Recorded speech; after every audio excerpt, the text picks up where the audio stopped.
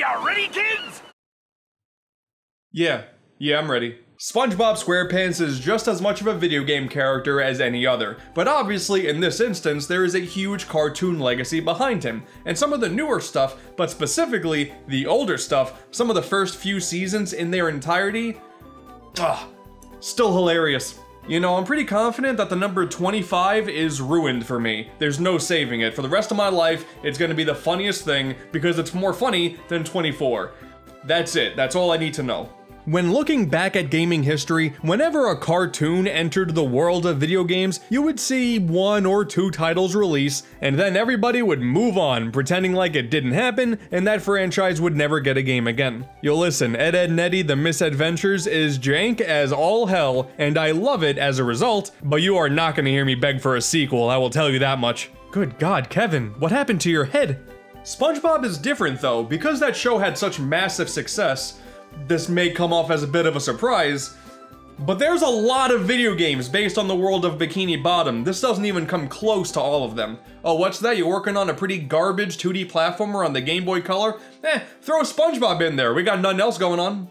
When the year 2003 came around, we were on the cusp of a paradigm shift. Revenge of the Flying Dutchman already existed, and reception was expected. But now we bring in Heavy Iron Studios, a relatively unknown developer at the time, to helm the next main console title, Battle for Bikini Bottom. Now obviously, this game specifically got the remake treatment despite there being like a dozen other games to choose from, so this one must be pretty good, right? Well, whether or not you're interested in Rehydrated, I think it's important to take a look at the original game here, for not only being a licensed game that's actually worth a damn, but also for being a collectathon platformer that came out in an age where that genre was slowly going out of style. Oh, but what about Battle for Bikini Bottom on PC? Yeah, no, I don't think so. But what about Battle for Bikini Bottom on GBA? Yeah, okay, I'm gonna pass on that one too. We're gonna stick to the pure console experience on this journey. So, are you ready, kids? Oh wait, I already used that joke. 25. We have a pretty easy to understand plotline to get this adventure going as well. Plankton's robots are going out on a rampage across Bikini Bottom. Go stop them. That's it. That's all we got. Oh, and golden spatulas are the key to saving the day, because of course they are. Oh, how shellfish of you.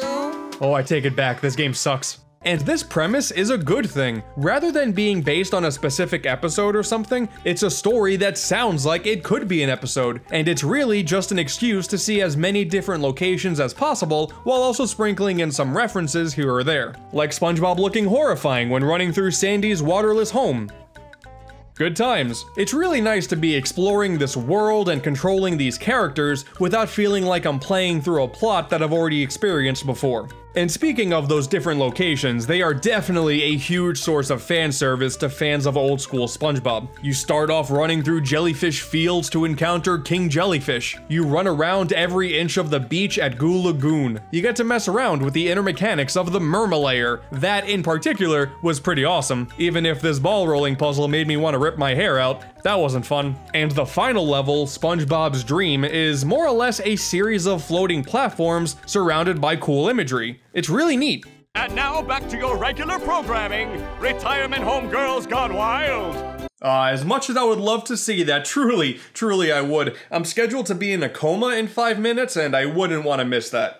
But let's be honest, the fan service is the easy part. Like, have you ever seen the show before? Cool, here's SpongeBob missing the bus out of Rock Bottom. That'll be $50. Oh hey, Caveman SpongeBob. The developers predicted a meme all those years beforehand. That's pretty impressive. When it comes to satisfying fans of the franchise, the only part that was kinda weird is Mr. Krabs' voice. No more Krusty Krab means no more fry cooking for you. Yeah, that ain't Krabs.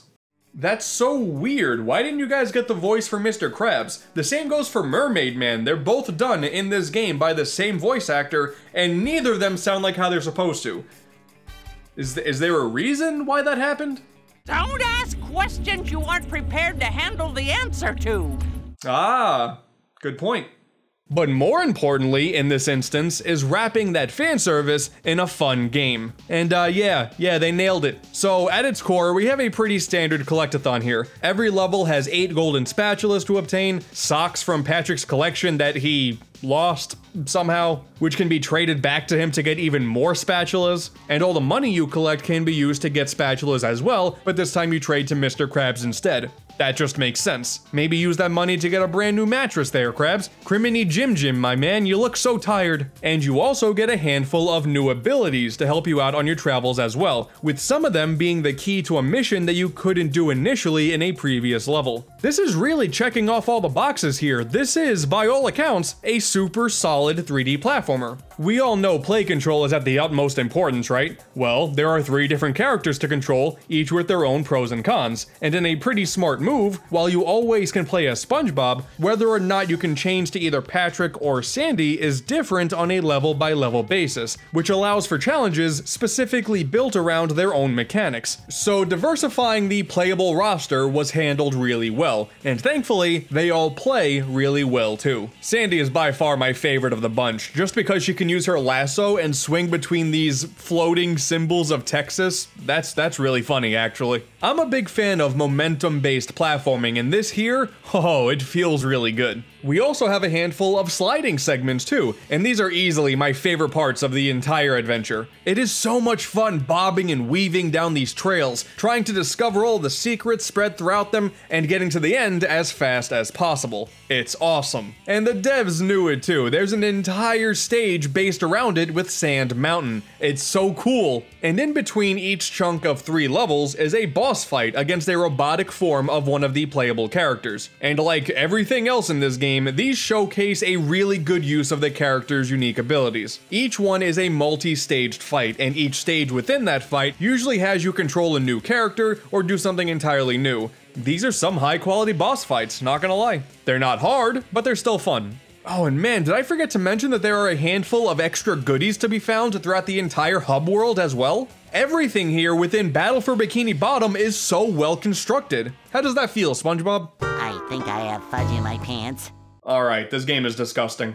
All that being said though, there are definitely a few little nitpicks that stop this game from being one of the true greats. For example, some of the missions don't feel as polished as they should be, like the aforementioned ball rolling puzzle. That thing really sucks. Like really bad. It takes so long to get the ball from point A to point B, and one slight mistake you gotta do it all over again. It's bad. It's really bad. And as enjoyable as sliding is, one of the challenges is to get to the bottom in a time limit in one go, which is fine, but if you fall off the stage a fair amount in, you pop back up halfway through and the timer is gone, and you can't just restart back to the beginning. So you have to finish that current ride, walk up to the start, and do it all over again. It's a very odd oversight, especially since this one in particular is incredibly easy to fall off the stage. This one took me a good dozen tries to get right. And then we have the entirety of Kelp Forest, my least favorite level in the game. Visually, it's bland. Design-wise, there's a lot of going back and forth if you try to go for everything. It is unquestionably the low point of the adventure. The enemy types could also use a bit of extra variety. You see the same small handful of enemies from start to finish. It's not a huge deal, but it does make things less interesting from a visual perspective, especially since each level themselves is very visually distinct from each other. And I mean, you can honestly argue that graphically, this game has its quirks too.